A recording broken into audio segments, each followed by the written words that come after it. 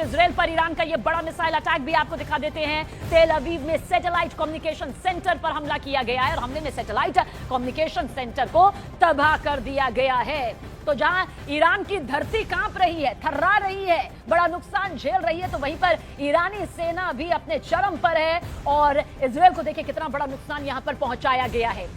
ये दरअसल communication centre है तेल अवीव में जिस पर यह मिसाइल अटैक किया गया है। ईरान के पास दरअसल ड्रोन और मिसाइल की वो अकूत और ताकत है जो वैश्विक स्तर पर भी मानी जाती है और यही वजह है कि इसके दम पर देखिए वो कैसे तबाही यहां पर मचा रहा है। वहीं ईरान की अमेरिका के साथ लंबे युद्ध की तैयारी आप तक पहुंचा देता है, जिसका जिक्र हम यहां पर कर रहे थे कि 10 साल युद्ध क्या ईरान लड़ेगा। दरअसल ये यूं ही नहीं निकला है। आईआरजीसी कमांडर इन चीफ के सीनियर एडवाइजर ब्रिगेडियर जनरल सरदार इब्राहिम जब्बारी ने कहा कि ईरान कम से कम 10 साल तक अमेरिका के साथ जंग लड़ने के लिए तैयार है। आप सोचिए, अमेरिका जिसकी सैन्य ताकत दुनिया की नंबर 1 ताकत कही जाती है, ईरान कह रहा है कि कम से कम 10 साल तक हम जंग लड़ने के लिए तैयार हैं। हमें छोटा या कमजोर समझने की भूल ना करें। क्लैश रिपोर्ट के मुताबिक जब्बारी ने यह दावा किया है कि मैं जानकारी रखने वाला व्यक्ति हूं और कम से कम हम 10 साल की जंग के लिए तैयार हैं। זה הטיל המתפצל, חברים. יואו, זה הטיל המתפצל. זה הטיל המתפצל, חברים.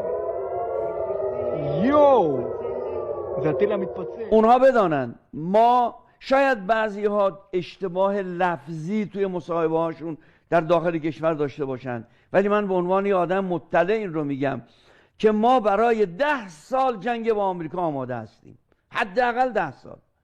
همین گونه که داریم موشک‌هامون رو، پهپادهامون رو استفاده میکنیم که انبارهای ما، ذخایر ما پر مملو و لبریز سرریزه و داریم استفاده میکنیم، بلافاصله داریم تو مراکز حساس توسط جوانان غیورمون، دانشمندانمون داریم تولید میکنیم.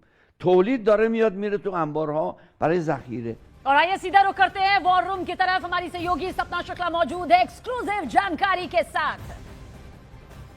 और ईरान इस जंग में पीछे नहीं है। हर दिन एक नई प्रलयकारी मिसाइल के साथ ईरान ने इजराइल और अमेरिकी अड्डों पर त्राहिमाम मचाया हुआ है। ईरान का मकसद अब इजराइल के सैन्य और रणनीतिक ठिकानों को तबाह करना है, बैलिस्टिक मिसाइल के ठिकानों को तबाह कर देना है। 28 फरवरी को जंग के पहले दिन ही ईरान ने तेल अवीव, यरूशलेम, डिमोना, हाइफा पर करीब 90 मिसाइल दागी थी। 1 मार्च को यह आंकड़ा कम हुआ लेकिन तबाही उतनी ही दिखी। 7 मिसाइल के बारूद से इजराइल का तेल अवीव, डिमोना, बीरशेबा, बेत शेमेश इलाका थर्रा गया। 2 मार्च को ईरान ने मिसाइलों को तो शांत रखा लेकिन उसके शायद 136 ड्रोनों का आतंक तब भी जारी रहा। पाम चम एयरबेस पर और हाइफा में घुसे शाहिद ड्रोन ने डिफेंस सिस्टम से बचते हुए बारूदी धुआं उठा दिया। तो वहीं 3 मार्च को एक बार फिर मिसाइलों की गूंज सुनाई दी।